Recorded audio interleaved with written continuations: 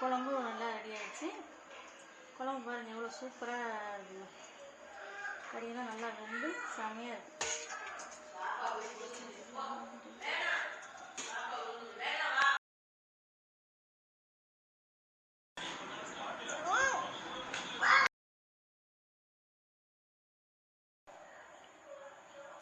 Welcome to ரியோனி லாக்ஸ். இன்றைக்கி நம்ம என்ன வீடியோ பார்க்க போகிறோம்னு பார்த்தீங்கன்னா, நல்லெண்ணெய் ஊற்றி நாட்டுக்கோழி குழம்பு தான் பண்ண போகிறோம். வாங்க பார்க்கலாம். நாட்டுக்கோழி 1 கிலோ எடுத்தாச்சு. அதுக்கு தேவையான பொருள்லாம் என்னென்னு பார்த்துடலாம். சின்ன வெங்காயம் எடுத்துக்கோங்க. சின்ன வெங்காயம் தான் நாட்டுக்கோழி குழம்புக்கு ரொம்ப நல்லாயிருக்கும். ஒரு 10-15 சின்ன வெங்காயம் சின்ன சின்னதாக கட் பண்ணி வச்சுக்கோங்க. தக்காளி ஒரு 5-6 தக்காளி அரிஞ்சு வச்சுக்கோங்க. 4 பச்சை மிளகா கீறி வச்சுக்கோங்க. அப்புறம் இஞ்சி பூண்டு தேவையான அளவு எவ்வளோ கறி எடுக்கிறீங்களோ அதுக்கேற்ற மாதிரி இஞ்சி பூண்டு அரைச்சி வச்சுக்கோங்க. அப்புறம் தனி மிளகாத்தூள், தனியாத்தூள், கரம் மசாலா, சோம்பு, பட்டை, கிராம்பு எல்லாமே எடுத்து ரெடி பண்ணி வச்சுக்கலாம். அடுத்தது நம்ம செய்ய ஆரம்பிச்சிடலாம் வாங்க அப்படின்னு சொல்லிட்டு ஊற்றி. இப்போ எண்ணெய் சட்டி அடுப்பில் வச்சு நல்லா எண்ணெய் சட்டி சூடானதுக்கு அப்புறம் நல்லெண்ணெய் ஊற்றிக்கலாம். உங்களுக்கு எண்ணெய் எவ்வளோ தேவைப்படுதோ அதுக்கேற்ற மாதிரி யூஸ் பண்ணிக்கோங்க. இப்போ எண்ணெய் நல்லா காஞ்சிருச்சு. இப்போ பட்டை, 4 கிராம்பு, 4 ஏலக்காய், கொஞ்சம் சோம்பு எல்லாம் போட்டுக்கலாம். போட்டு நல்லா பொரிஞ்சதுக்கப்புறம் இப்போ நல்லா பொரிஞ்சு வந்ததுக்கப்புறம் 4 பச்சை மிளகா, கருவேப்பிலையும் சேர்த்து போட்டுக்கலாம். மிளகா நல்லா வதங்கின அப்புறம் நம்ம நறுக்கி வச்சுருக்க சின்ன வெங்காயம் போட்டுடலாம்.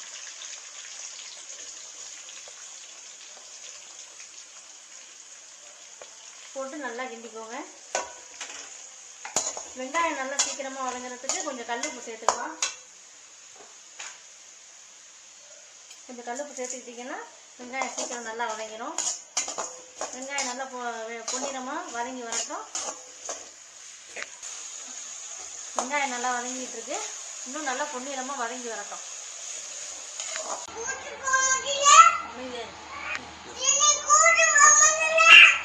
இப்போ சின்ன வெங்காயம் நல்லா வதங்கிடுச்சு. இப்போ நம்ம தக்காளி போட்டுக்கலாம்.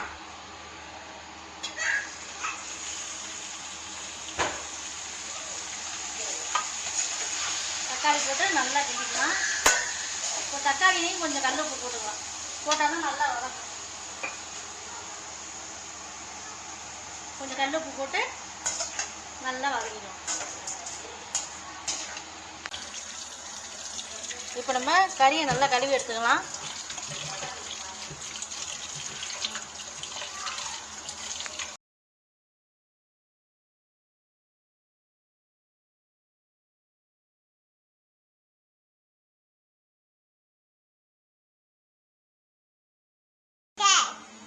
நாட்டுக்கோழி குழம்பு சாப்பிட்றியா? என்னது நாட்டுக்கோழி குழம்பா சாப்பிடுப்பா? நாட்டுக்கோழி குழம்பா? நாட்டுக்கோழியா? சரி சரி சரி. இப்போ தக்காளி நல்லா வதங்கிடுச்சு. வதங்கின அப்புறம் இஞ்சி பூண்டு பேஸ்ட் போட்டுக்கலாம்.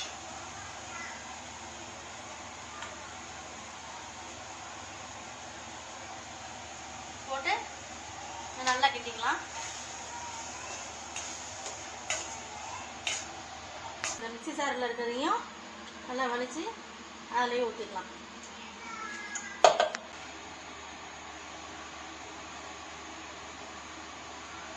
தண்ணி கொஞ்சம் ஊற்றி அதை அப்படியே அரைச்சி வச்சுக்கணும்.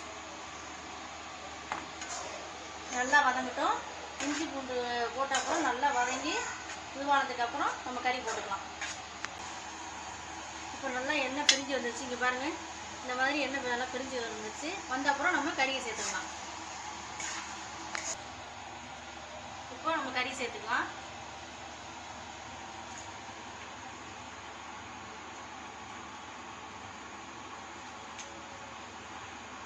கறியெல்லாம் எடுத்து போட்டு நல்லா ஒரு தடவை கிண்டி விட்டுட்டு எல்லா இடமும் நல்லா கிண்டி விட்டுட்டு இப்போ கல்லுப்பும் மஞ்சத்தூள் போட்டுக்கலாம்.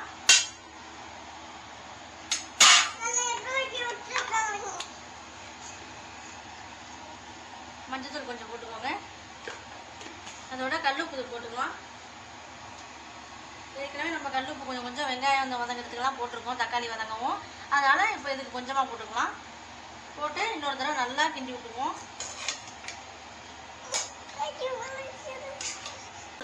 கல் உப்பு மஞ்சள் நல்லா சேர்ற மாதிரி ஃபுல்லாக எல்லாத்தையும் சுற்றி சுற்றி நல்லா கிண்டி விட்டோம்னா கொஞ்சம் நேரம் வதங்கும். வதங்கின அப்புறம் நம்ம தண்ணி சேர்த்துக்கலாம். இப்போது கறி நல்லா வதங்கிடுச்சு. வதங்கின அப்புறம் 2 சொம்பு தண்ணி சேர்த்துக்கலாம். ஏன்னா நாட்டுக்கோழி வந்து எப்போதுமே வேகிறதுக்கு லேட் ஆகும். தண்ணி கொஞ்சம் சேர்த்துட்டு ஒரு தடவை நல்லா கிண்டி விட்டுட்டு கொஞ்சம் கொத்தமல்லி பிச்சு வச்சுருக்க கொத்தமல்லி கொஞ்சம் போட்டுக்கலாம். கொத்தமல்லி போட்டு மூடி வச்சுக்குவோம். கொத்தமல்லி போட்ட அப்புறம் கொஞ்சம் நேரம் வேகட்டும். அப்படியே மூடி வச்சிடலாம். ஆனால் கொஞ்சம் அதிகமாக வச்சுக்கலாம். இப்போது தேங்காய் திருவி கொஞ்சம் வச்சுக்கிட்டு அந்த தேங்காவை மிக்ஸி சாரில் போட்டு அரைச்சி எடுத்துக்கலாம்.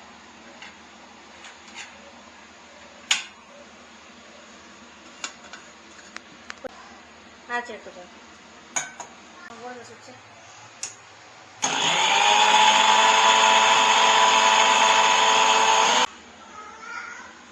தேங்காய் நல்லா நைஸாக அரைச்சி எடுத்துக்கிட்டோம்.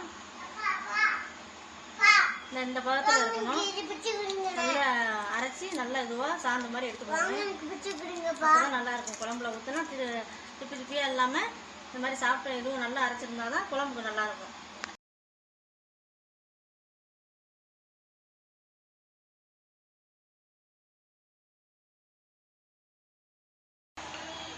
இப்போ நல்லா கறி வந்துடுச்சு. இப்போ அப்புறம் நம்ம மசாலா சேர்த்துக்கலாம். ஃபஸ்ட்டு தனி மிளகாத்தூள் சேர்த்துக்குவோம். அடுத்து கரம் மசாலா சேர்த்துக்கலாம். அடுத்தது மல்லித்தூள்.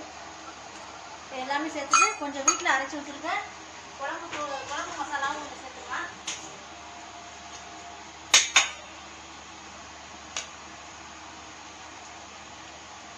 குழம்பு மசாலாவும் போட்டாச்சு. இப்போ இதை நல்லா கிண்டி விட்டுக்கலாம்.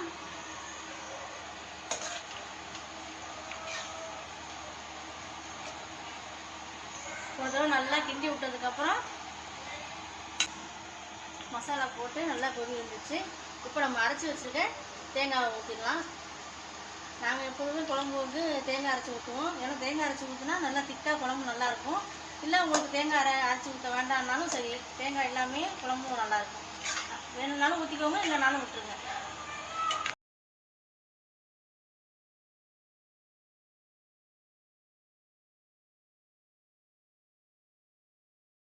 வீட்டில் பார்த்தீங்கன்னா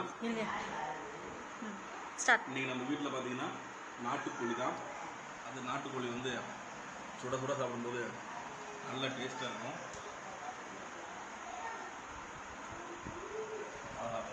மனமாக இருக்கு.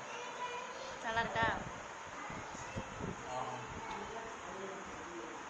நல்லா கறியெல்லாம் நல்ல சூப்பர் டேஸ்ட்டாக இருக்குமா.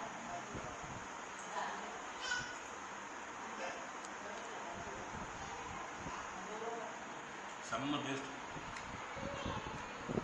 அப்படியே கூட சோறு, அப்படியே கொஞ்சம் முட்டை, அப்படியே கறி அதை வச்சு அற்புதமாக இருக்கு. செம்ம டேஸ்ட். குழம்புனா இதுதான் குழம்பு.